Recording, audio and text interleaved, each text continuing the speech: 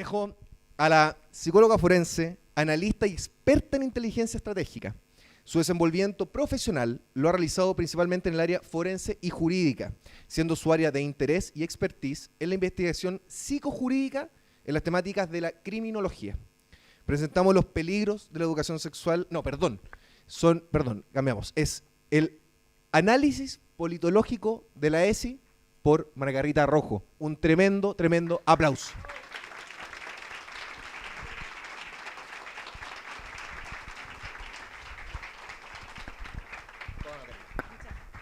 Muchas gracias. Buenas tardes a todos y a todos, ¿no? Ya, la palabra todos involucra a todos sin necesidad de que estemos diciendo todas, todos, todes, tidis, no sé, todo lo que ustedes quieran, porque en realidad eso es una falacia pretender de que eso va a individualizar a alguien, todo lo contrario, va a deconstruir porque no nos cabrían tantas formas de nombrar a alguien, por lo tanto esa persona va perdiendo su identidad y al perder la identidad se saca el significado para sacarle el significante. El significante es a quién es, ¿no? Entonces por eso es una trampa. Ya vamos a hablar de eso, vamos a hablar del binario, no binario, vamos a hablar de conceptos que a lo mejor entre ustedes están bien conocidos, ¿no? Y bueno, espero que estaba saludando a Juan Cristóbal Demian, ¿no? Bueno, vamos a tratar, espero que tenga bastante tiempo, porque en realidad son muchas cosas que hay que hablar. A ver, quería preguntarles a ustedes si ustedes conocen la ESI, Educación Sexual Integral. Algo conocen. ¿Quién no conoce nada de la ESI? Así que me digan, no, yo no conozco nada. Perfecto, no tiene idea. Acá tengo otra persona. Algunos tienen nociones generales, ¿cierto? Bueno, miren, yo realicé un análisis de proceso. De hecho, este es el análisis que presenté en el Congreso en el año 2020. El análisis de proceso es un análisis de inteligencia, porque la inteligencia estratégica lo que hace es estudiar los posibles escenarios que se van a dar dependiendo, ¿no?, del proceso que se está generando. Entonces se toman muchas variables y en ese contexto tomamos la variable, porque en realidad lo que vamos a descubrir nosotros es que la ESI no tiene nada que ver con lo que dice, porque dice educación sexual integral y de hecho ahora le cambiaron nombre, se llama educación no sexista. Entonces, y le podemos encontrar varios nombres, pero en realidad lo que nosotros vamos a descubrir es que tiene un alto contenido de deseabilidad social, que eso fue lo que planteé, que significa que nadie se va a oponer, o sea, es muy difícil que alguien se oponga si le dicen que a su hijo lo van a educar, porque en realidad en el colegio que van los chicos a educarse. Por lo tanto, no ofreceríamos resistencia, así como que no, sí, encima me dicen sexual, en realidad me complica la sexualidad, claro, es bueno que los profesores, porque nosotros les damos nivel de autoridad, ¿no? Entonces como que confiamos, y más encima nos agregan la palabra integral. Nos imaginamos muchas cosas con la palabra integral, o sea, algunos dirán, bueno, nos van a incluir las personas como la espiritualidad, nos van a incluir a lo mejor, no sé, que se considera el ser humano en lo social, o sea, nos pasamos un montón de imágenes en nuestro cerebro y empezamos a darle un sentido, ¿no? Entonces, por lo tanto, la resistencia que vamos a ofrecer frente a este nombre va a ser muy poco. Entonces van a ser pocas las personas. De hecho, hay un estudio, ya le voy a hablar de un psicólogo social, que también él trabajó qué población, por ejemplo, creía en la pandemia, y las dividió en 3 poblaciones. El 30% o un 33% creía pies juntillas, pero había uno que estaba en el otro extremo, que era crítico, que no creía. Y estos que creían atacaban a los que no creían. Pero estos tenían porque preguntaban, oye, la vacuna se demora entre 5 y 8 años, pero qué raro, ¿no? Y el uso de mascarillas realmente, hay un montón de estudios científicos, ¿no? Pero ahí se empezó a dar esto, vamos a ver que lo descubrió. Y ese psicólogo social, lo que ocurrió con ese psicólogo social, que en su universidad fue cuestionado y no fue valorado en su estudio. Entonces vamos a ver que además esta situación en la que estoy yo ahora también es compleja, porque muchos profesionales y personas del mundo de la ciencia no se atreven a hablar estos temas porque hay un grupo, ¿no?, que va a sancionar o va a, de alguna manera, a funar o a prohibirle que esa persona hable desde la ciencia. Eso ocurrió con los endocrinólogos que presentaron trabajos cuando se discutió la ley de identidad de género. Una doctora erudita en Chile no quiso nunca más volver a hablar porque la funaron, le mandaron insultos, y esas personas no están acostumbradas, esos son ratones de bibliotecas, siempre están estudiando, entonces no se exponen a eso. Entonces, ¿qué quiso esa doctora? Retrotraerse. No quiso. Y muchas de las personas que podrían opinar, no opinan, dado este grupo, ¿no?, que les estoy contando. Les voy a dar el nombre del autor para que lo revisen, es muy interesante. Y de hecho hay un podcast que hizo un colega, un psicólogo, donde explica esto, que es muy interesante para que lo entiendan, ¿no? Pero bueno, la idea de esto es que nosotros tenemos que tener siempre un pensamiento de análisis, ¿no? Y yo siempre digo, no me crean a mí, investíguenlo, porque yo acá no vengo a que alguien me crea, yo vengo a mostrarles algo, ustedes se van a formar su opinión y van a poder establecer criterios. Entonces, por eso que esto no es educación sexual lo que se descubrió, lo vamos a descubrir qué sentido tiene. Y el problema no es la educación sexual, ni tampoco es la sexualidad, porque la sexualidad es un componente normal y natural en todo ser humano, que tiene una dimensión objetiva, que es corporal y material, y una dimensión subjetiva, que es espiritual y que hace trascender al ser humano, porque tiene que ver con la experiencia de amor y de sentirse con alguien, completarse. Eso que nos han desconstruido, porque nos han sacado a amor, nos han sacado a Dios, nos han sacado todas estas cosas que como que esto ya no tendría que ser así. Entonces la sexualidad sí es algo normal y sí es algo que pertenece al ser humano, ¿ya? Pero aquí vamos a ver que eso no está dando cuenta de eso, por mucho que ellos quieran. Ellos, digo, porque hay ideólogos, ¿no?, que están ahí. Entonces, la siguiente, lo primero que voy a empezar, antes de que hable yo, quiero exhibir un video que probablemente algunos lo hayan visto, pero igual le voy a dar un tiempo para que ustedes vayan digiriendo. Este es un reportaje que se hizo en Estados Unidos, ¿ya?, que lo hicieron personas que están preocupadas, porque esto no solo está ocurriendo en nuestro país, en algunos estados de Estados Unidos, en Canadá, en España, en Argentina, y hemos visto que han ido en algunos lugares y los resultados han sido no positivos. Y ahí vamos a ver los estudios, ¿ya? Entonces, por eso les quiero mostrar un video y vamos a hacer, por lo menos para que se vayan haciendo una idea. Por favor, Francisco. Me acompaña Francisco Vallejo, psicólogo, trabaja conmigo, así es que él es...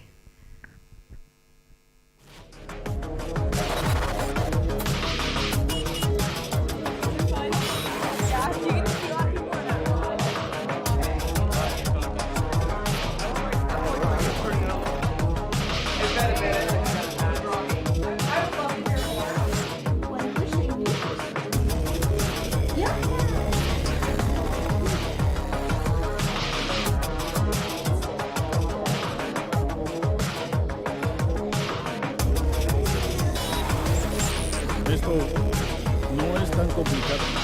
Si la escuela quiere enseñarle esto a los menores, tal y como está presentado. Abusaba manual y oralmente de un bebé. Eres un pedófilo.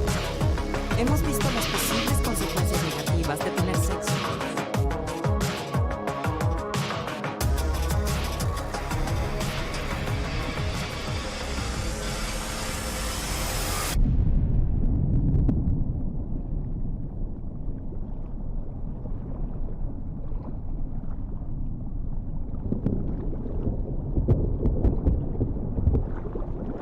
Les haré una pregunta.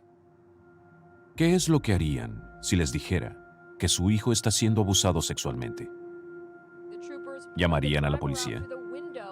¿Demandarían que se levantaran cargos contra su abusador? ¿Y qué es lo que harían si les dijera que no solo son abusados sexualmente, sino que les muestran pornografía para incentivarlos a realizar actos sexuales? ¿Y qué si los incentivaran a actividades homosexuales?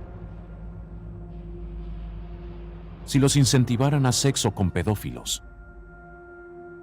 ¿No los mantendrían alejados de esa gente y los lugares donde ocurren esas cosas lo más posible? Una última pregunta. ¿Y si les dijera que todas estas cosas les suceden a sus hijos en los salones de sus escuelas? ¿Cuesta creerlo? Claro que sí. Nadie quiere creer que sus hijos son acosados. Nadie quiere creer que no haya más que buenas intenciones en todo lo que les enseñan a nuestros hijos en la escuela. Debe ser un error, un malentendido. Quizás solo sea una gran exageración. O tal vez no. Es más, quizás el hecho de que sea cierto es lo que nos hace resistirnos a todo lo que ha estado enfrente nuestro por décadas. Tal vez generaciones. Quizás no es que no creamos que suceda. Tal vez no queremos reconocerlo porque, si lo hacemos, habrá que hallar una solución. Quizás hacer eso es lo que nos da miedo.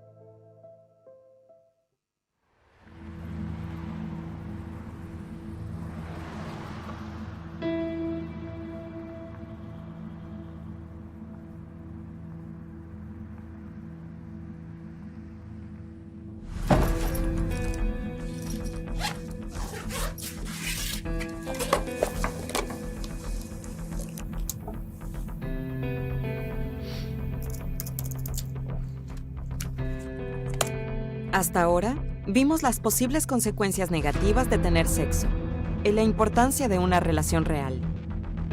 Lo cierto es que la mayoría de los estudiantes de secundaria no tienen sexo, pero en algún punto de sus vidas se sienten listos para tenerlo. Es una gran decisión, una muy grande. Cuando una pareja tomó la decisión de tener sexo, sea vaginal, anal o oral, deben saber protegerse de enfermedades de transmisión sexual y embarazos. Una forma de tener sexo responsable es usar condones. Los condones están hechos a partir de látex, poliuretano o plástico. Tienen forma de globos largos y se ponen sobre el pene antes del sexo. Si se usa correctamente y si se los utiliza cada vez, reduce las chances de un embarazo y de contraer enfermedades. Pero no se reducirán si no son utilizados. Como todas las cosas nuevas, es bueno practicar hasta que la persona confíe en que sabe usar un condón correctamente. Si tienes la oportunidad de ver el plan de estudios de educación sexual integral, verás que tienen objetivos. Tienen los objetivos que ellos escriben, y luego los objetivos generales detrás de toda la ideología de la educación sexual integral. Su objetivo es aumentar el uso de condones y que la gente los use constantemente, incluyendo niños. Eso implica que les enseñarán cómo usar condones, les enseñan sobre las ETS, cómo se transmiten, hacerse pruebas. Pero también se trata de cómo convencer a tu pareja sexual para que use ese condón. O sea, que normalizan e incentivan la discusión sobre el uso de los condones y lubricantes, para que la pareja los use. Así que ya no solamente se trata sobre el aspecto biológico, sino también de enseñar a los niños, como a los jóvenes, aunque ahora quiero concentrarme en los niños, sobre actividades sexuales, asumiendo que tendrán sexo desde jóvenes. Les muestran diferentes formas de actos sexuales y cómo erotizar el uso de condones con su pareja, para luego hacerse pruebas y abortos. Todo eso se hace en nombre de la salud. Lo que pasa en realidad, la ideología detrás de esto, es que quieren sexualizar a los niños. Incentivan a los niños a tener sexo. Mónica Klein fundó Falta una Familia, una ONG dedicada a restaurar el rol de los padres en la familia. Se desempeñó como educadora sexual durante 10 años. Trabajó primero con comunidades homosexuales y transexuales. Muy pronto se encontraría trabajando para Paternidad Planificada, yendo a las escuelas como una maestra de educación sexual. Pero no le dijeron que enseñe abstinencia. La entrenaron para enseñarles cómo tener sexo, realizarse exámenes y a dónde ir para el inevitable aborto. Para resumir lo que era trabajar en esa industria, hablábamos de sexo hasta en el almuerzo. Nos volvimos muy insensibles a ese tema.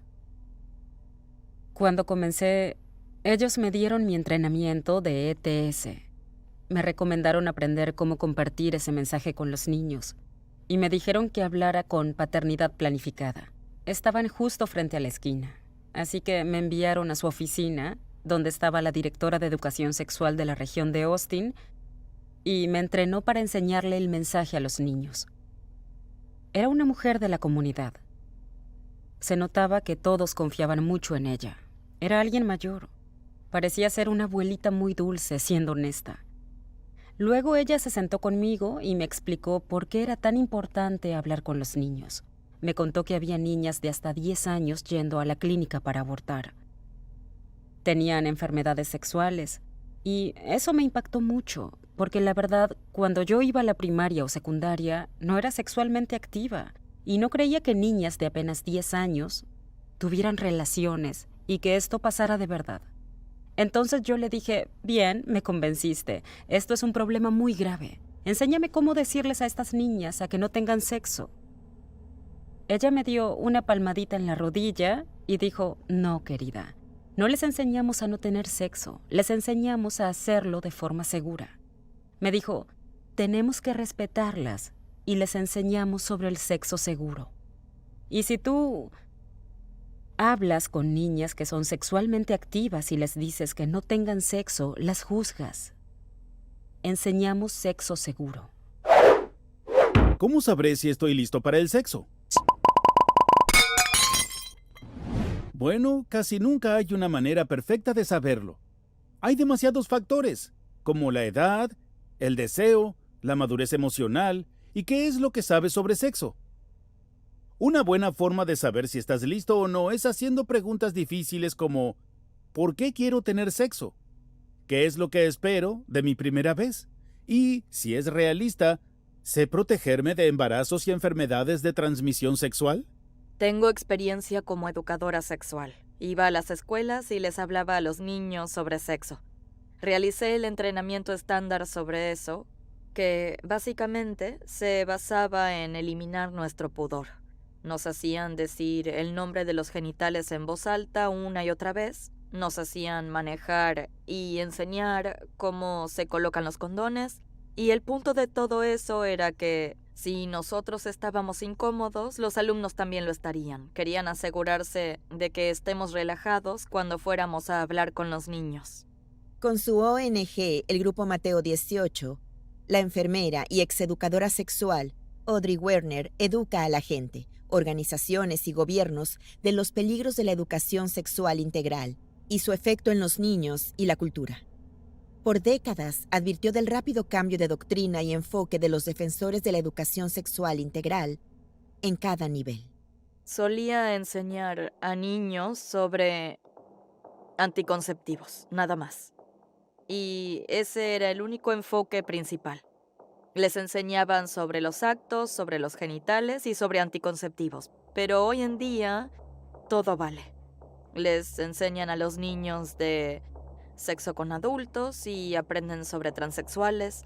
Los niños son muy susceptibles y se dejan influenciar por este tipo de cosas. Los están adoctrinando y ahora todo vale. Ese era el mantra de Alfred Kinsey, todo vale. Él creía que un niño podía tener sexo con un adulto, que no tenía nada de malo. Dicen, los niños son sexuales desde que nacen, que merecen y tienen el derecho a ser sexualmente activos y a buscar placer sexual. Y si alguien llega a prohibírselos, los están juzgando y oprimiendo. ¿De verdad creen, como dice su literatura, que los niños tienen derechos sexuales? Cuando hablamos de derechos humanos, siempre tiene que haber un opresor. En este caso, ¿quién es el opresor de los niños que quieren evitar que ellos tengan sexo? ¿Quién en todo el mundo previene que los niños tengan relaciones sexuales y que se mantengan a salvo? Los padres. Diciendo que los niños tienen derechos sexuales, asumiendo que tiene que haber un opresor. Ese opresor es el padre. Eso me enseñó paternidad planificada en los 10 años que he trabajado con ellos. Que los padres son una barrera, No son mis palabras, son las suyas. Sí, el pilar fundamental de la industria de la educación sexual integral se basa en la propagación de esta mentira. Los niños son sexuales desde que nacen. Pero, entonces, ¿de dónde nació esta noción de la sexualidad infantil? ¿Quién plantó esta venenosa semilla en las mentes de toda una generación? Ese honor va a uno de los mayores fraudes científicos de la historia de los Estados Unidos, un hombre llamado Alfred Kinsey. Era un profesor de la Universidad de Indiana. Homosexual, bisexual, sadomasoquista y pedófilo. Fue autor de 2 de los libros más influyentes en la historia estadounidense y la historia de la revolución sexual. Comportamiento sexual en el hombre, en 1947, y Comportamiento sexual en la mujer, en 1953. La idea de que los niños sean sexuales desde que nacen, o que ellos puedan tener y consentir a tener sexo desde el nacimiento, lo que supone la base de toda la educación sexual integral, y que en esencia es la base de la industria pornográfica, era una mentira que Alfred Kinsey y sus financiadores querían que fuera cierta.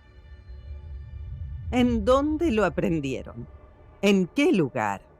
Significaría que a lo largo de todo el país, los niños son sexuales desde que nacen.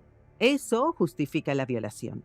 Justifica violar niños, sea por un adulto, que tenga cierta diferencia de años con ese niño, o si no, por otro niño. La doctora Judith Reisman pasó 40 años investigando a Alfred Kinsey, exponiendo su ciencia fraudulenta, luego de que su hija fuera abusada por un vecino a los 10 años. Descubrió que la ciencia fraudulenta de Kinsey afectó a cada parte de la cultura estadounidense y se había acelerado por la aceptación masiva de la industria pornográfica.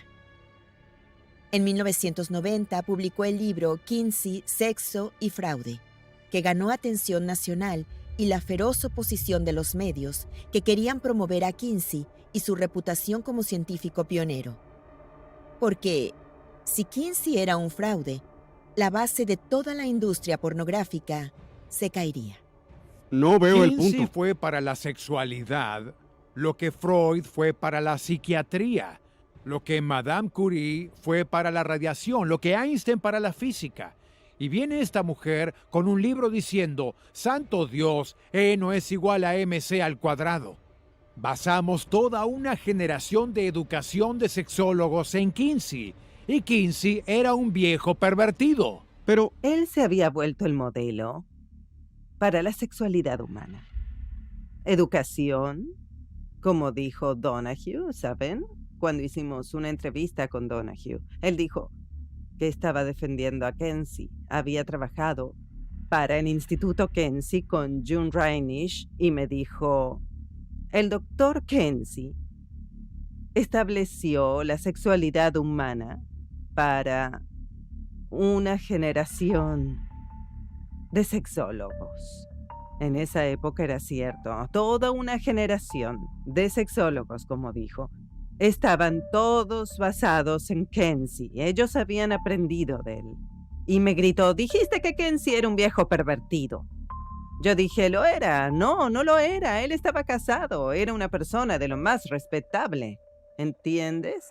Con un matrimonio monógamo que resultó ser una farsa.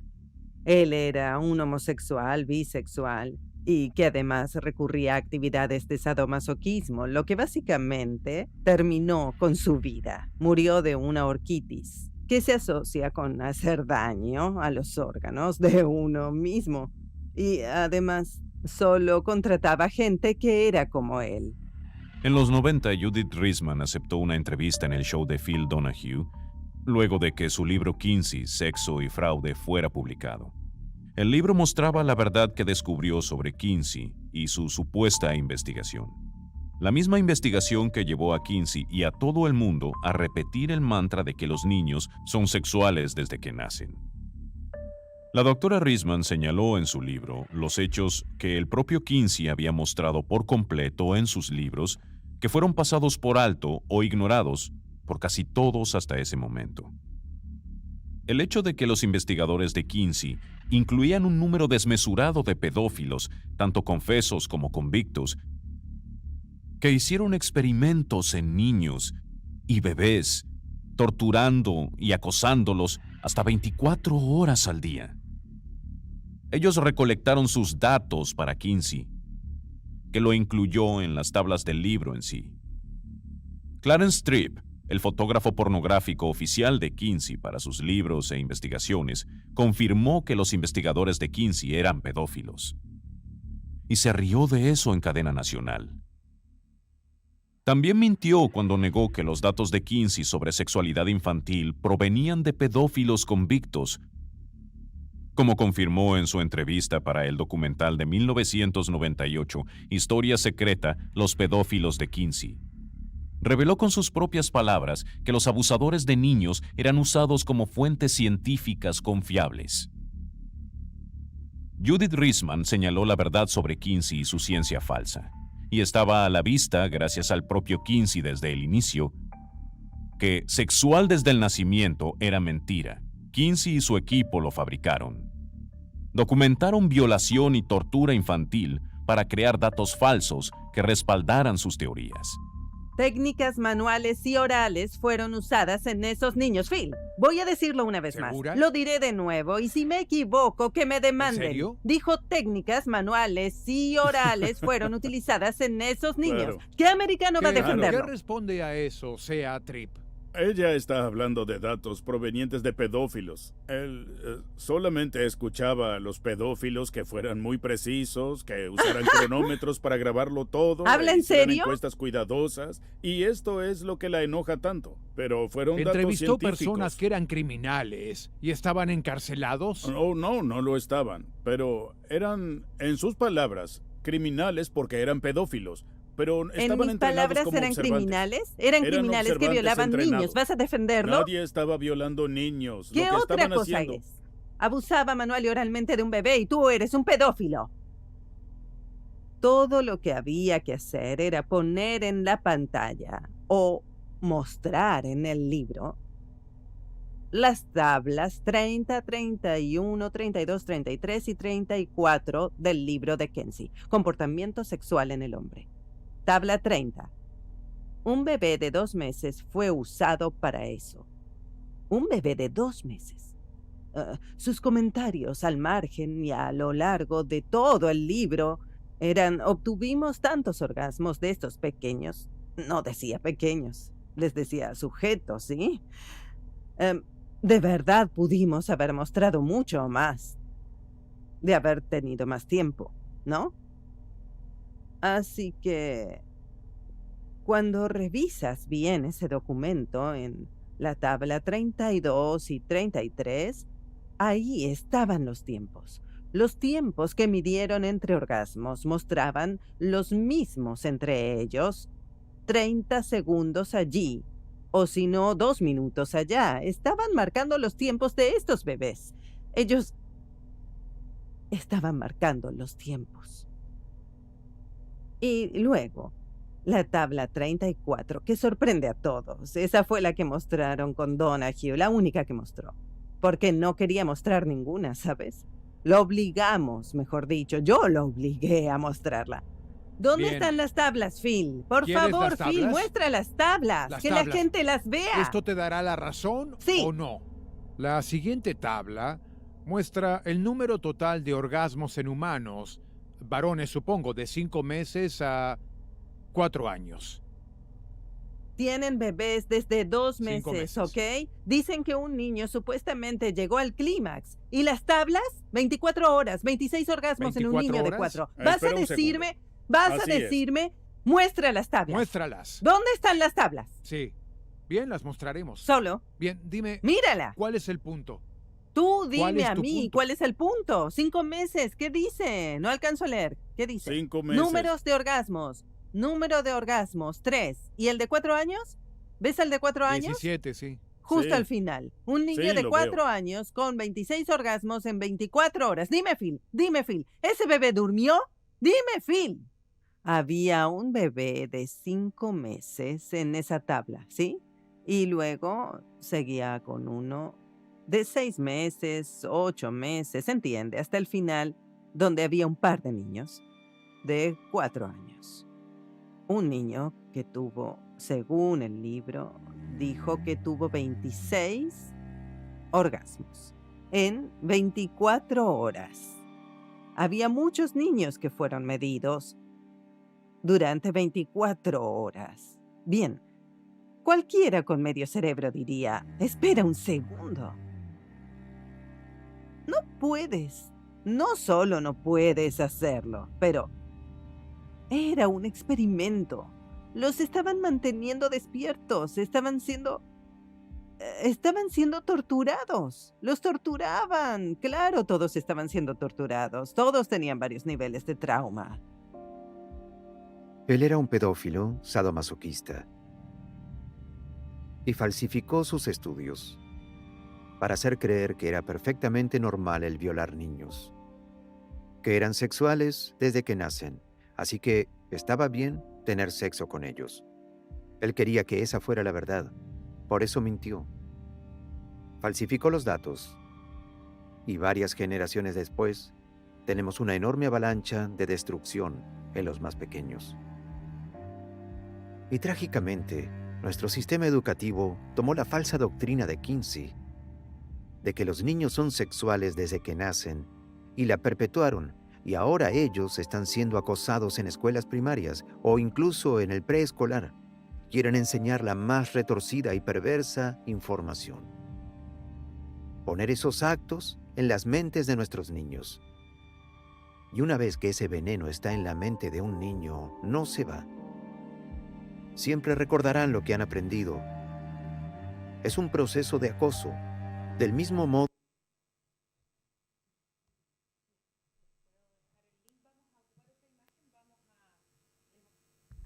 Les voy a dejar el link para que puedan verla, dura casi 2 horas. Es un reportaje, la verdad es que quería que lo vieran. No sé si alguno de ustedes lo había visto este reportaje. Algunos ya lo habían visto. Entonces, ¿por qué? Porque esta es la evidencia, no es que lo diga yo. O sea, hay evidencia de que esta situación se está dando en la sociedad, ¿ya? Y entonces aquí, ¿cómo se ha manipulado?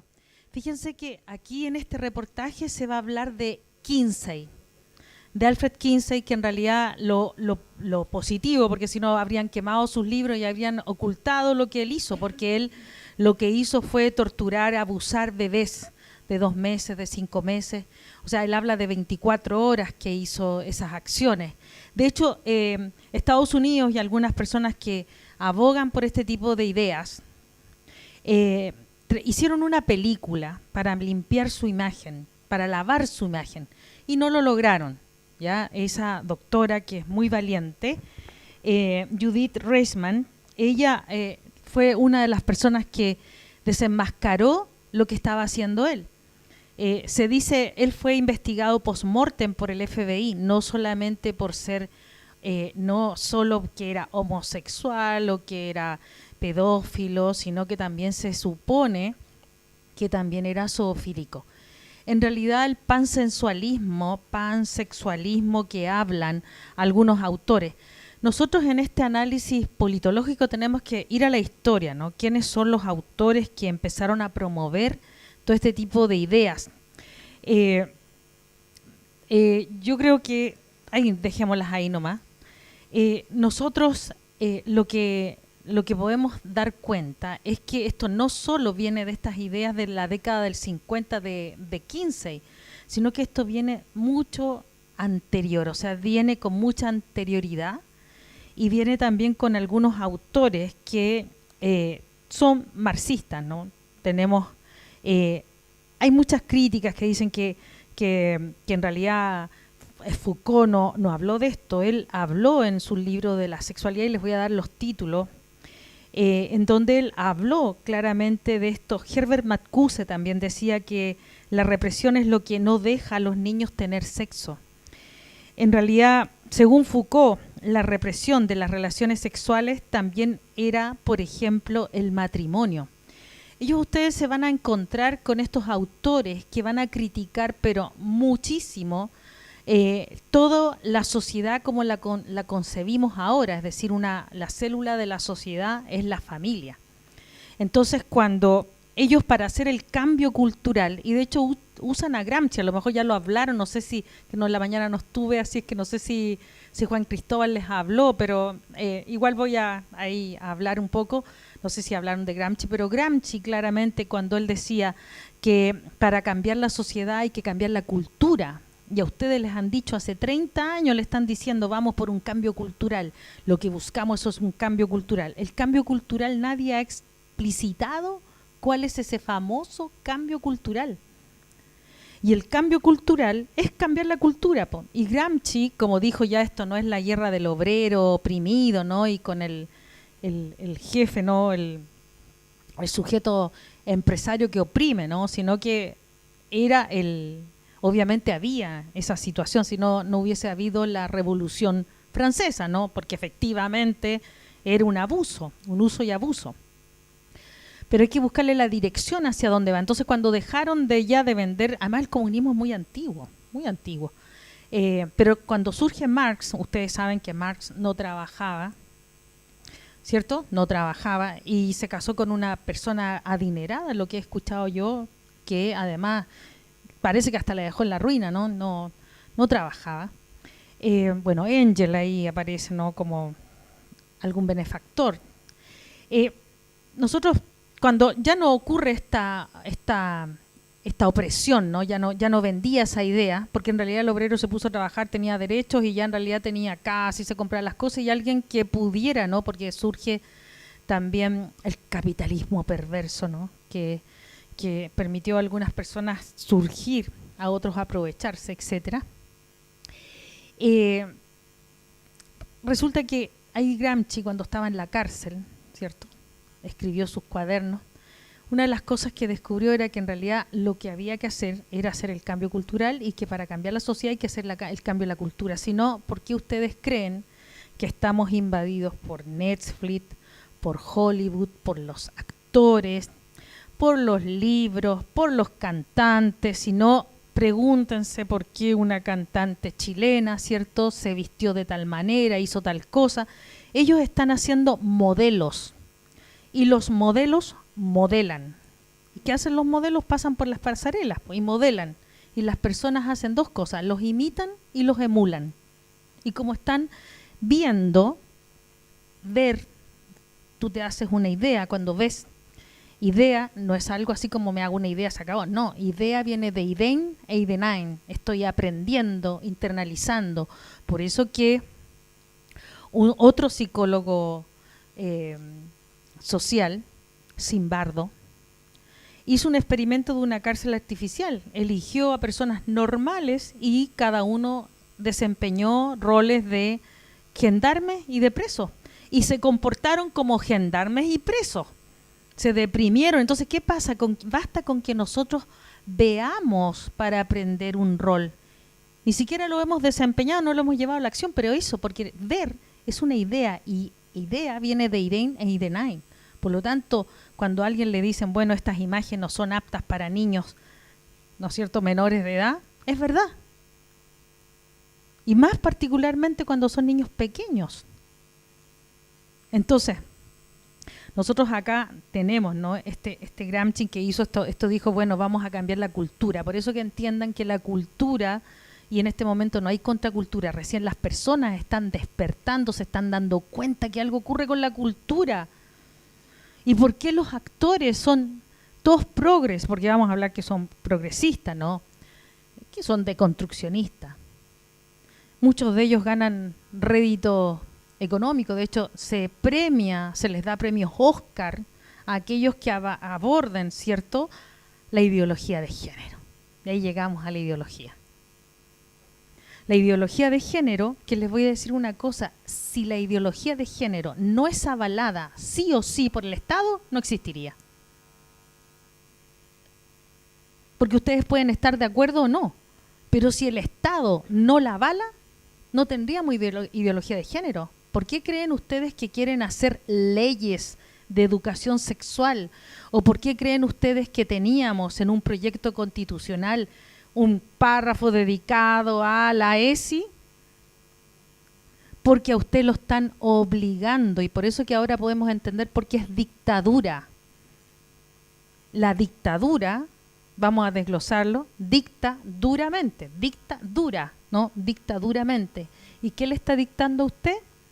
Cómo tiene que pensar, cómo tiene que comportarse y cómo tiene que sentir. Y si usted no hace eso, ¿qué le va a pasar? Lo van a sancionar, va a quedar fuera, lo van a funar. Lo que les comentaba yo de los profesionales que han expuesto y que han sido funados. Por eso que los científicos no se involucran en esto, aunque saben que esta ideología quiere penetrar la ciencia, pero no es ciencia. No es ciencia, porque la ciencia no tiene respuesta para todos y la ideología tiene respuesta para todos. Y porque además, esto es importante en el análisis politológico, nosotros en espacio y tiempo tenemos, ya les voy a mostrar una imagen donde tenemos, yo sitúo en el espacio y tiempo 3 vertientes filosóficas que tienen que ver con el existencialismo, el estructuralismo y la deconstrucción. De hecho, el postestructuralismo, no sé si podríamos poner la presentación de la deconstrucción, ahí a lo mejor, pues son varias presentaciones que tengo, este tema lo hemos estudiado y lo hemos abordado varias veces. Entonces, ¿por qué? Porque con este tema de la... No, más adelante vamos a hablar. La siguiente. Bueno, ahí está la creencia, que vamos a hablar de la creencia, la cultura un poquito más adelante. Más adelante, por favor. Ahí. El existencialismo, el estructuralismo y la deconstrucción. ¿Por qué? Bueno, el existencialismo está el hipismo, mi existencia, mi humanidad. Bueno, aparece después en el espacio y tiempo el estructuralismo.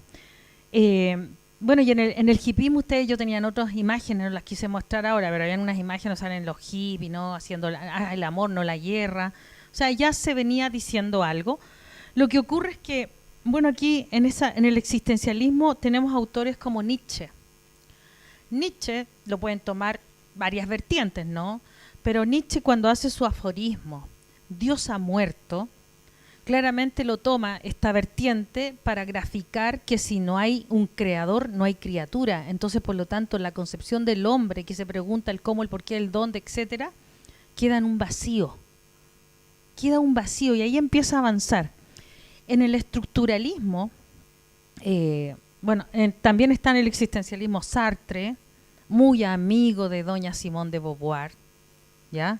Muy amigo. Y la verdad, las cosas que doña Simone de Beauvoir, sí lo está diciendo de manera irónica, para no develar cosas que son privadas. Entonces, bueno, Simone de Beauvoir escribe varias cosas. ¿Ustedes han visto cómo es Sartre, cómo es Simone de Beauvoir? ¿Lo han visto en imágenes? ¿No es cierto que, claro, y cómo era Sartre, ¿no?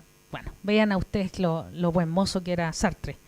Entonces, lo que ocurre es que ella escribe cosas bastante terribles acerca de los hombres, ¿ya? O sea, empieza a escribir cosas muy oscuras de los hombres. Entonces, yo no sé si fue producto de su experiencia o no sé, la verdad es que a mí, bueno, queda la duda, ¿no? Y cuando está Simone de Beauvoir en existencialismo, ya Sartre, qué sé yo, en el estructuralismo surgen las teorías de género. La palabra género había sido ocupada hace mucho tiempo también, pero no para aludir, porque el sexo es naturaleza y el género es cultural, ¿ya? Para hacer esa diferencia. Entonces, empieza a ser usado y la teoría de género, ¿no? Y las teorías, se empieza a hablar acá que el hombre es un constructo lógico, es un constructo social. ¿Se acuerdan que ya habíamos quedado en el vacío, ya como que no teníamos así como un creador, por lo tanto no hay criatura, que hay un vacío? Entonces empieza a desaparecer el ser y empieza a ser una construcción social. Y eso se lo empezaron a inocular y a cultivar a todas las personas de las ciencias sociales. Si ustedes van a las universidades, van a ver que, por ejemplo, Foucault, que ya empieza a aparecer, es muy usado, sobre todo el tema del poder. Es un autor muy prolífico, es decir, escribió mucho. Entonces, aquí empezamos. ¿Qué ocurrió acá? Aquí ocurrió una escisión, porque al ser humano se le sacó la naturaleza. La naturaleza es la biología, es la esencia, la existencia. O sea, ya nos quedamos acá sin nada. Obviamente que teníamos a Heidegger anteriormente, ¿no? A Hegel, qué sé yo, ya venían trabajando esto. Pero aquí ya empezamos, acá ocurre la escisión. La escisión es la división, y la escisión significa que no se van a conciliar lo biológico, naturaleza, con lo cultural. Se separaron. Es como que ellos se fueron para allá y estos se fueron acá. Pero siguieron construyendo conocimiento a partir de esto, de esta escisión, donde vemos que solo el ser humano es una construcción social. Por lo tanto, ahí se puede entender por qué empezamos a avanzar con los derechos sexuales de los niños. Entonces uno se pregunta, y bueno, ¿y desde cuándo que los niños tienen derechos? Y reproductivos, ¿ah? Ojo con eso, derechos sexuales y reproductivos de los niños. Entonces, ¿desde cuándo los niños tienen sexualidad y de cuándo se reproducen? O sea, biológicamente un niñito de 3 años no se puede reproducir con un niñito de 4 o de 2. Algo ocurrió, ¿no? ¿Dónde nos perdimos? Fue acá. Aquí nos perdimos. Acá se perdió y empezaron a generar conocimiento solo desde allí. Entonces, siguieron avanzando y claramente aparece la deconstrucción. Y la deconstrucción que ya nosotros vamos a ver esto lo grave. La deconstrucción lo que busca es abolir toda norma y toda ley natural o no. Por lo tanto, cualquier ley natural que a nosotros nos digan, no, los niños chicos no pueden tener, entonces no, ¿cómo es eso? Si los progresistas sí. Miren, hubo una, no sé si es ministra en España de género, que habló de que los niños sin consentimiento era violación, y entonces con consentimiento era un derecho. ¿Y por qué trabajaron a ustedes la deconstrucción? Se ha instalado en nuestra sociedad paso a paso y ha ido ascendiendo en categoría. Las personas se deconstruyen por monería, por imitación, sin darse cuenta, y otros con conciencia. O sea, las mujeres, la moda es que todas las mujeres jóvenes particularmente se vuelven feministas, no tienen ni idea de lo que es el feminismo. Inclusive en la televisión salían grandes mujeres, no, pero eran feministas, o sea, era realmente maravilloso eso, ser feminista, que no tenían ni idea de lo que estaban hablando, ¿no? El feminismo, cuando se inicia, se habla de una primera ola, ¿no? Donde se da cuenta de que efectivamente las mujeres lucharon por sus derechos, porque efectivamente las mujeres no votaban, no estudiaban, y era re difícil que estudiaran, porque no estaba abierto, pero avanzaron. Pero después aparece también un movimiento donde está Margaret Sanger. Y Margaret Sanger, ya ahí empieza lo oscuro, ¿no? Porque ella pertenecía al Ku Klux Klan. Ellas son las que empezaron a movilizar la idea del aborto. Nosotros vamos a ver que varios contenidos se empiezan a entrelazar. Y ustedes van a ver estos, por eso yo pongo coeficiente deconstruccionista, que es el coeficiente ideológico. Por eso vamos a entender por qué la deconstrucción usa, por ejemplo, el indigenismo, el victimismo, que en realidad ha estado siempre usado. O sea, lo obsceno significa fuera de escena, obsceno, fuera de la escena. Y por lo tanto lo que ellos se encargan de es demostrar lo que está fuera de escena, aquello que es marginal. ¿Quién habló de los marginales, el abuso del poder, que en realidad encerrábamos a los pobres personas de mente en psiquiátricos, y que Foucault escribía muy, muy bonito, ¿no? En realidad mucho. Entonces, claro, en realidad uno se compadece, ¿no? Se compadece de estas personas que están siendo victimizadas por esta sociedad dominante. Pero el problema no es que uno reconozca o no que efectivamente hay personas que son victimizadas. Ese no es el problema. El problema es el sentido que se le da a esa victimización. El sentido es la dirección. Cuando uno va por una calle, dice, ¿qué sentido tiene? Ah, estaba al norte, al sur. Eso es lo que nosotros tenemos que analizar. ¿Cuál es el sentido de que, por ejemplo, las personas se preocupen de los indígenas, que se preocupen de los migrantes, que se preocupen de las personas LGTB más, que vamos a decir que eso ya incluye todo, ¿no? El problema no es ese, es el problema del sentido que se le está dando, porque eso es lo que está deconstruyendo al ser humano, está sacando los límites, está corriendo los límites. Es decir, Foucault dijo que esto de ir de izquierda a derecha, blanco, negro, que nada era blanco, negro, bueno, malo, Dios, demonio, binario, ¿no? No, si hay grises y todo, empezamos a meternos en eso, no, si en realidad, claro. Entonces él dijo, ¿cómo podemos nosotros salir de las orillas? Es como un río, ¿no? Un río que tiene un caudal y que tiene dos orillas. ¿Cómo le saco las orillas yo al río? ¿Cómo le podría empezar a sacar esas orillas? Paulatinamente y lentamente, aumentando el caudal. Si yo aumento el caudal, se empiezan a hacer... ¿Por qué creen ustedes que dicen niños, niña, adolescente, NNA? ¿Ustedes creen que esa fue casual? Nosotros niños, o la infancia se entendía como un genérico. ¿Por qué creen que es todos y todas y todos y no sé qué? Corremos los límites, corremos los límites.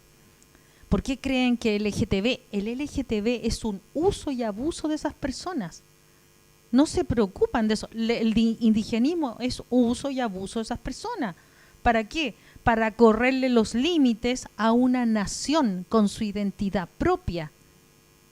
Porque el indigenismo es parte de una nación, pero cuando quieren hacer las naciones, ¿cierto?, están deconstruyendo, sacándole la identidad. El ser humano, cuando se le saca la identidad, perece, porque acuérdense, es sacarle el significado para sacarle el significante.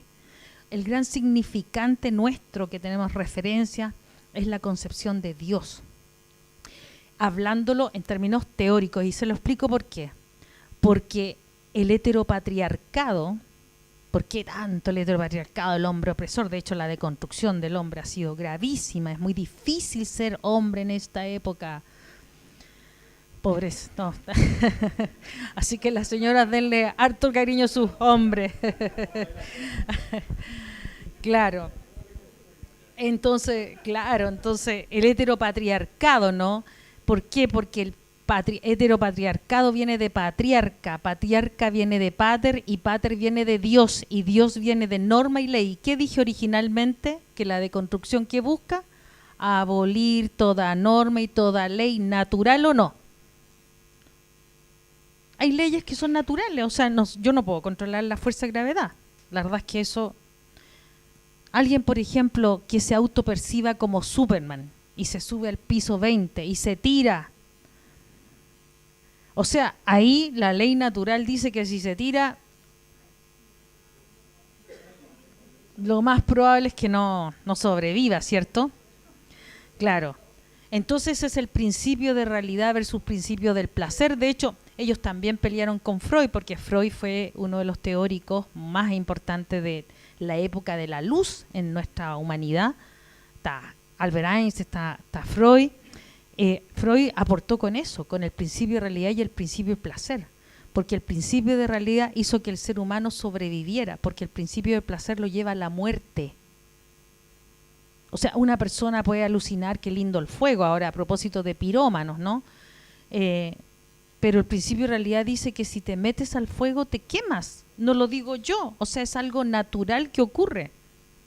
Bueno, entonces toda la deconstrucción, lo que va a hacer creerle a las personas es que esas leyes naturales no existen. Por eso que esa abolición del binario, porque se va corriendo los límites y las personas van perdiendo identidad. Por eso que este orden, que es vertical, que es de la autoridad, ¿se acuerdan? La ley, ellos están en contra de la autoridad. Yo dije, tú debes estar en contra del autoritarismo, o de la, ¿qué es una palabra más fea que el autoritarismo? Como el presidente, ¿no?, de Cuba, de China, son tiranos. porque ellos no permiten nada, o sea, es una tiranía, se hace lo que dicen. Entonces, esta que es diferente a tener una relación de autoridad, porque esa relación de autoridad es el binario, hay un orden vertical, y eso es lo que ellos van a intentar desaparecer con esta conceptualización de la igualdad que empezaron a inocularle a usted. Primero empezaron, por eso paso a paso, primero le dijeron los derechos de las mujeres, entonces todo el mundo sí, los derechos de las mujeres, o sea, nadie se resistía. Y los derechos humanos, wow, tampoco. Pero resulta que todo eso iba a la igualdad, ¿se acuerdan que les hablaban de igualdad, la igualdad? Y esa igualdad, si nosotros ponemos una línea, es decir, todos iguales, y eso es mentira. Un niñito de 3 es igual a uno de 40. No, pero con esa ideología desaparece la diferencia, por eso que dicen ni niño ni adulto. El ni niño ni adulto, empiezan a deconstruir esa diferencia, porque en posición y condición un niño sí es diferente a un adulto, pero desde esa ideología empiezan a abolir esos límites. Y de hecho la represión, ¿se acuerdan que usaron mucho la represión? ¿Quiénes reprimían? Los carabineros. ¿Por qué hay que ser? Porque los carabineros son una autoridad, representan la ley. No era solo porque el discurso primero, que eran pacos asesinos, ¿se acuerdan de que le escribían? No era solo por eso, sino porque la autoridad, ellos representan la autoridad, ellos están investidos por la ley. Entonces bastaba con que tú inocularas ese discurso, lo escribieras en las paredes, para que las personas actuaban como esto que describió este psicólogo, que se llama Matías Desmet, y con T final, que él estudió, es un psicólogo joven, tiene 48 años, para algunos de ustedes va a ser muy antiguo, pero 48 años es joven, un psicólogo que está estudiando y está produciendo este conocimiento donde descubrió estos grupos, ¿no?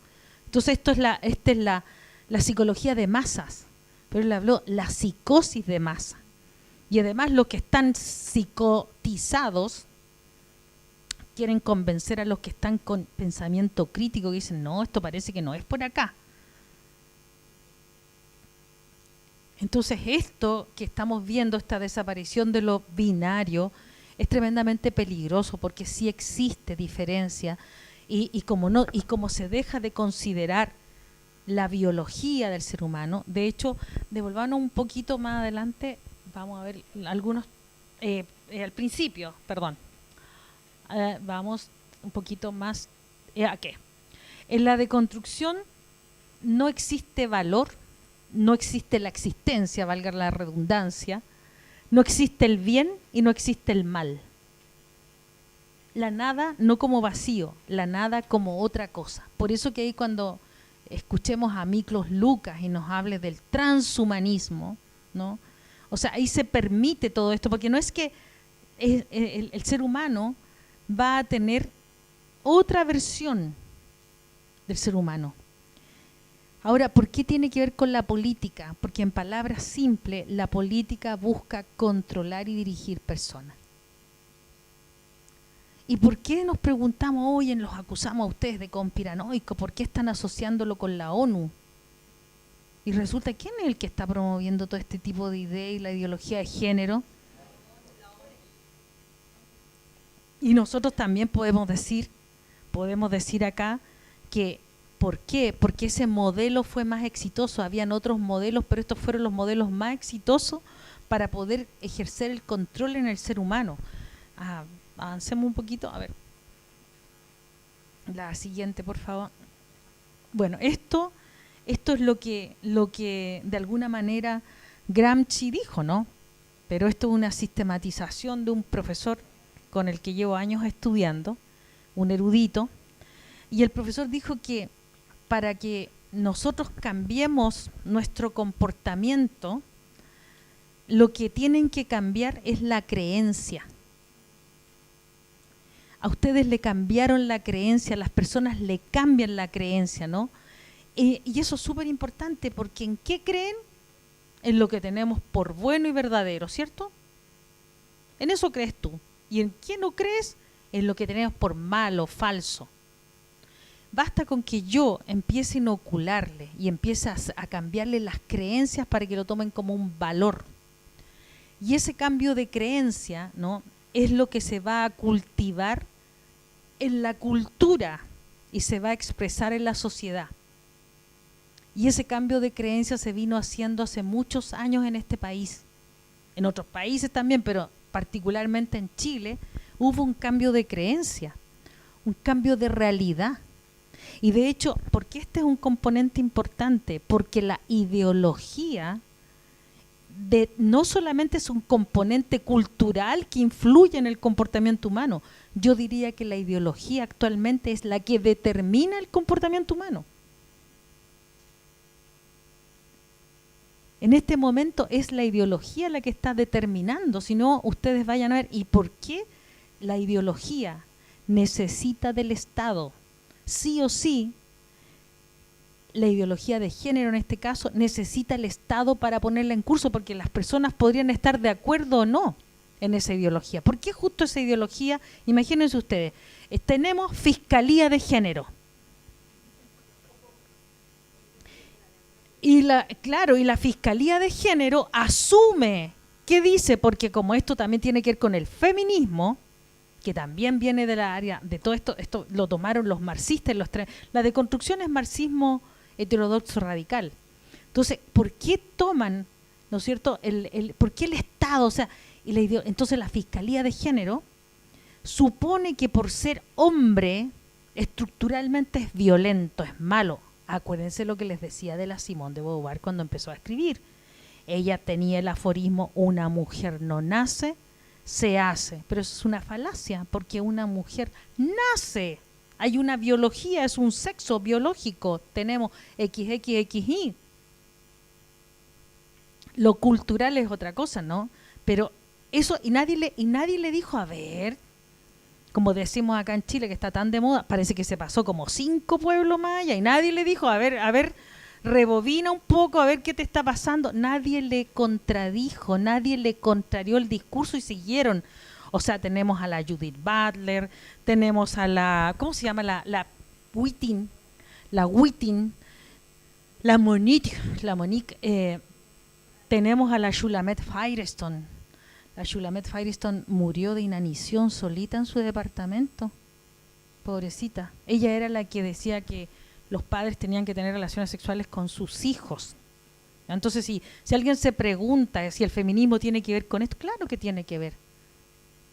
Y avanzaron, extremaron, porque estas ideas vienen ya de antes. Herbert Marcuse, acuérdense que hablaron de la represión. Foucault decía que en realidad el trabajo lo que hace, imagínense que no trabajen, ¿ah? El trabajo lo que hace es apartar al ser humano de este original pansexualismo, que lo planteaban, ¿no?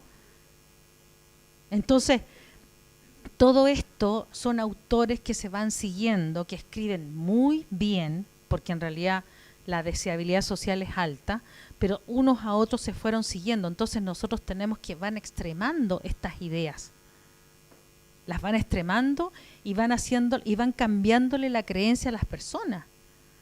O sea, ahora tenemos personas jóvenes que creen que ser heterosexual ya es, pero lo más último que hay, porque no está obsoleto, porque se llama la singularidad en flujo, el género fluido. O sea, da lo mismo, pues si ya venían deconstruyendo, ¿cierto? Deconstruyendo. El problema está que los efectos psicológicos que provocan ese tipo de cosas los van a ver después años más adelante.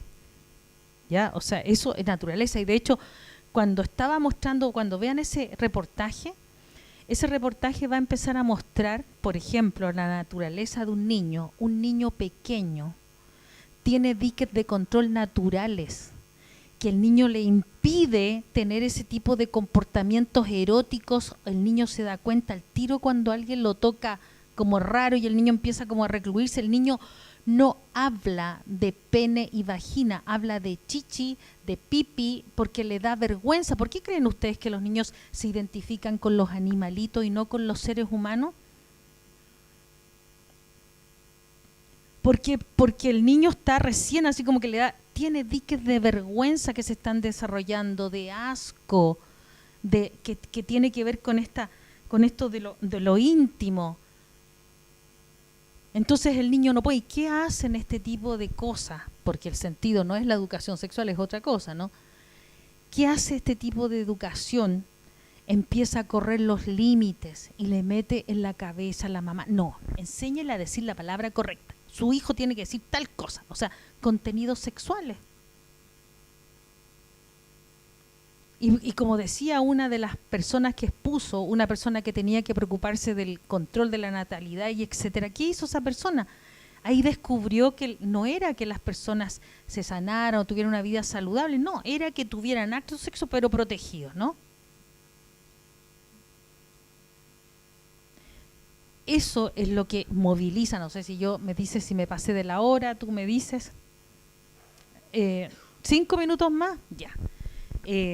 Entonces, yo creo aquí, ¿no?, que en el tema de la sexualidad hay que tener claro que esto responde a una ideología, el tema de querer sexualizar a los niños, y que esa ideología, no se les olvide nunca, no funciona si el Estado no lo propone. Por lo tanto, las personas que estén en desacuerdo, ¿pero por qué el Estado tiene que promover? O sea, si el Estado no lo apoya, no funciona. ¿Y por qué está haciendo que el Estado que funcione? Porque es una dictadura, ustedes no se habían dado cuenta. Esa es la guerra ideológica que tenemos en este momento. Esa es la guerra ideológica. El adoctrinamiento, pero es dictadura. ¿Ya? Entonces, avancemos un poquito a ver si tenemos el otro. El contenido, la filosofía, dale nomás.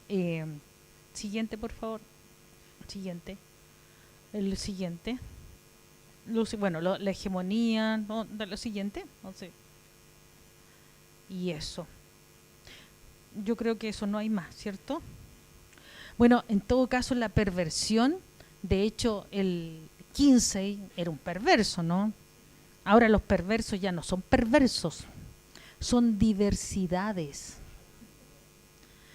Miren, Kinsey, él dijo que aquel que calificaba un acto sexual como perverso, el perverso era él, no el acto. Lo que hace un psicópata es siempre darle vuelta el discurso a las personas, ¿no? Ustedes si están viendo algo que es negativo, no, ustedes son los malos porque eso no es negativo, les van a mentir. Entonces, eso es muy psicopático. De hecho, la deconstrucción, como no tiene norma, ni regla, ni ley, le saca la esencia de la existencia, es bastante psicopático, ¿no? La no consideración. Bueno, eso hasta aquí yo creo que abordé, así es que acá termino, ¿ya?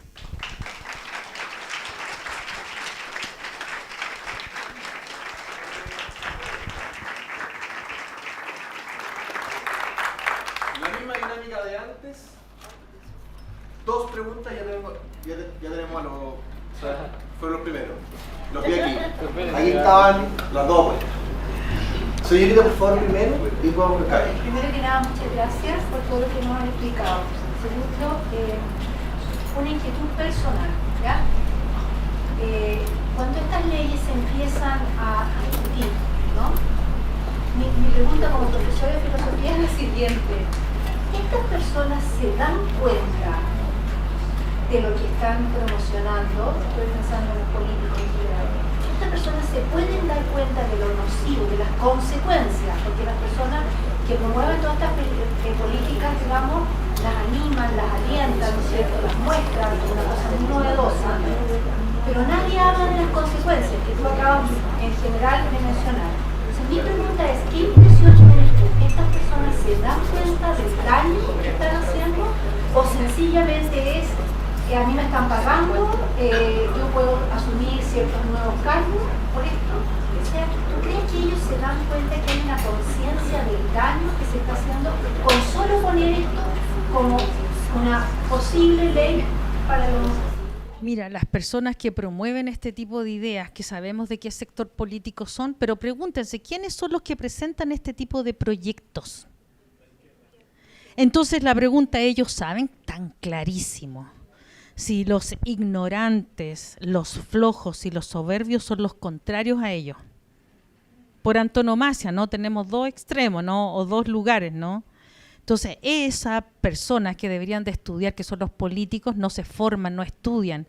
Y les cuesta muchísimo porque esto es complejo. O sea, piensa tú que tienen que formarse en todo lo que estábamos hablando, que yo les hablé, así como pasé varias cosas, pero esto es un montón de entenderlo ya, es complejo entenderlo. Leerse los autores, afirmar lo que creen y tener un discurso, porque el discurso es un proceso. Cuando la gente habla de proceso, los procesos son ideas en proyección y ellos no tienen proceso porque no tienen ideas en proyección. Ellos adhieren. Por eso que se mimetizan. Entonces no lo saben, lo carecen. Y de hecho cuando tú le dices, oye, la ESI es pedofilia, o la ESI acá, o la ESI allá, no, es que estás exagerando en realidad. Y tienen que estudiarlo, tienen que analizarlo, tienen que darse cuenta. Nosotros tenemos la evidencia. Por ejemplo, en Argentina hubo una restricción, que en Argentina se dejó que los colegios tuvieran autonomía y no se los obligó, había un artículo 5, a que la promulgaran como ellos querían. En los lugares que se hizo en el año 2018, hubo alrededor de 100 denuncias. Nosotros ahí con Pamela Pizarro investigamos y a mí me tocó entrevistar a una mamá que su hijito de 4 años había sido expuesto a eso. El niño no quería ir más al cole, decía, mamá, no quiero ir más al cole, no quiero ver la seño, le decía, mamá, la seño no es seño, es hombre, mamá, tiene dinosaurios, le decía. Y el niñito le contó a su otro hermanito que le habían hecho sacar su ropa. El niñito, además, lamentablemente, lo que más lo traumó al niño, no solamente que le hicieran sacar su ropa, o un niño que no quiera que le pinten los labios, porque no quiere, a lo mejor una niña también, pero un niño no quiere porque si esto es cultural. Y ese niñito, lo que contó la mamá fue que la seño, que no era seño, lo obligó a orinarlo en la cara. Y eso fue para él muy traumático. Y entonces habían algunas, ¿me entiendes? Entonces, es una realidad, sí, y se ocupó en eso. Entonces, como están defendiéndose, están tratando de no hacerlo, de no mostrarlo. Pero sí lo saben, eso está claro. Y de hecho, mira, hay unos manuales donde dice que la masturbación es de los 2 hasta los 9 años. A partir de los 10 ya pueden tener juegos sexuales, es decir, presexuales, prerelaciones sexuales. Lo que se busca con esto es abolir la infancia, pues. No va a existir infancia. Y eso es lo que entonces nosotros estamos levantando la voz. O sea, ustedes verán si me creen o no, lo investigan. Eso. Alguien de aquí allá. Hola, oye, una consulta. ¿Cuál crees tú que pueden ser las razones por las cuales todas estas nuevas creencias o tendencias han sido adoptadas por la sociedad? ¿Por dónde va? ¿Cuál es lo atractivo de esto y de no seguir creyendo, confiando en lo que está establecido? ¿Cuál piensas tú que puede ser la razón? Mira, una de las razones que se da es que es como Orwell 84, donde tienes las 24 horas del día y los 7 días de la semana te están inoculando cada vez cosas y cosas. Por ejemplo, la publicidad de una marca de teléfono, que es con W, no les voy a decir, esa publicidad es totalmente deconstruccionista, ¿ya? Entonces, y entonces además las películas, por ejemplo, las teleseries te meten contenidos que están todo el día y tú estás viendo, entonces están todo el día en eso. Y hay un cambio de creencia. Entonces, el cambio de creencia que se hace a través del lenguaje es por todos los medios pensados. Por todos los medios pensados. Y aquel que no adhiere, no le va bien. Lo sacan del trabajo. Cuando vean ese reportaje y dice una profesora que denunció ese hecho, la sacaron del colegio. Por lo tanto, muchas personas tienen miedo a perder su trabajo. Se dan cuenta que si no fuera por el Estado, estas leyes no funcionarían, ni esta ideología tampoco. Por lo tanto, ¿a quién hay que reclamarle? Al Estado. No puede ser. Ya, eso. Aquí. Mire, lo que pasa es que yo soy apoderada del colegio y en el mes de noviembre dieron charlas a los padres, no a los niños, ¿ya? Y que ya está empezando a promulgarse son ciclos de talleres sexuales para padres, como enseñando a los hijos de educación sexual en Chile. ¿Ya? ¿Qué edad? Parte desde tercero básico a segundo medio. Mi hija está en tercero básico. Y lo que más me llamó la atención es el punto 3. Sexualidad como derecho humano. ¿Ya? Y esto lo está promocionando Matronas Educan. Esto ya está. O sea, en el colegio está listo y es católico. Entonces, Y es católico. Lo que a mí me asusta, obviamente yo soy resistente a esto, pero las herramientas que hasta ahora hemos podido hacer un poco de conciencia a los papás, no es suficiente información porque nos censuran. Porque los medios, los canales abiertos no lo hablan. Bueno, léanse al Matías Desmet, que de hecho lo pueden encontrar, hay un podcast que hizo Contracultura, que Roberto, no me acuerdo su apellido, García lo citó para que vean cómo funciona esto de las masas, pero además ahí la Pamela nos puede aclarar también, porque entiendo que los niños de educación básica tú no los puedes obligar, el colegio no los puede obligar a recibir educación que tú como mamá y como papá no quieres que reciba. Entonces, es tremendamente peligroso. Además, yo creo que este video, por ejemplo, divúlguenlo, ¿ya? Porque además la contraria siempre miente, y mentir es decir lo contrario de lo que se sabe, se piensa y se cree, por lo tanto te están mintiendo, ellos mienten, ¿ya? Piensa tú que ahora no tenemos cambio constitucional, pero el Ministerio de Educación se ha encargado de promover, pero plagarlos, y además son sancionados. Entonces, por eso les digo, el Estado es el que está obligando, el Estado se está metiendo en la sexualidad de las personas. La sexualidad de un niño se expresa con el desarrollo de la autonomía progresiva, que va acompañado de un desarrollo psiconeurobiológico. Entonces un niñito de 3 años y de 4 años no puede obtener licencia de conducir, pero sí le vamos a decir que puede ser hombre o mujer, que es una situación tremendamente compleja. No se puede, está contraindicado. Un niño con suerte sabe que se llama Juan, María, no tiene, recién está aprendiendo, está notificándose que existe. ¿Cómo le vas a introducir eso? Está contraindicado. De hecho, el Colegio de Pediatras de Estados Unidos ya se pronunció. Y hay que tener cuidado porque ya estaban buscando, ahí Nael me estaba contando, ¿no?, que hay una diputada, que no voy a nombrar, que está buscando que la ley de identidad de género se haga, porque se logró que hasta los 14, sean de 14 y ahí hormonizarlo, pero está contraindicado, la cantidad de enfermedades que acarrea eso es enorme. Todo eso es antinaturaleza y es anticientífico. Y entonces tenemos que atrevernos a estudiar, a discutir, a debatir, ¿ya? Y llevar esos estudios, esos videos. Bueno, ahí vamos a ver las masas, cómo se cohesionan. ¿Alguna otra pregunta antes de que me vaya? Solo la última, disculpa. Sí, para redondear un poco, Margarita, porque bueno, todo este proceso de construccionista, ahora la ONU lo está impulsando con todo. Detrás de la ONU, o desde la ONU, ¿cuál ves tú, desde tu experiencia, que es el objetivo que está buscando, la intención de llevar a la humanidad a esta degradación total? Desde los niños a las nuevas generaciones. Bueno, yo creo que, vuelvo a decir, la política es el control y dirección de las personas. Por lo tanto, siempre es control y dirección de las masas. O sea, ¿qué hacer? Controlar y dirigir personas. Por eso que el transhumanismo es la otra fase que va a llegar. Bueno, con esto me despido porque ya él está como que ya que tengo que...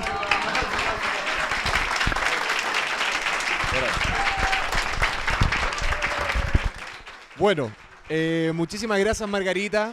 Tenemos acá un vino de regalo por parte de todos los encargados. Muchísimas gracias por la presentación.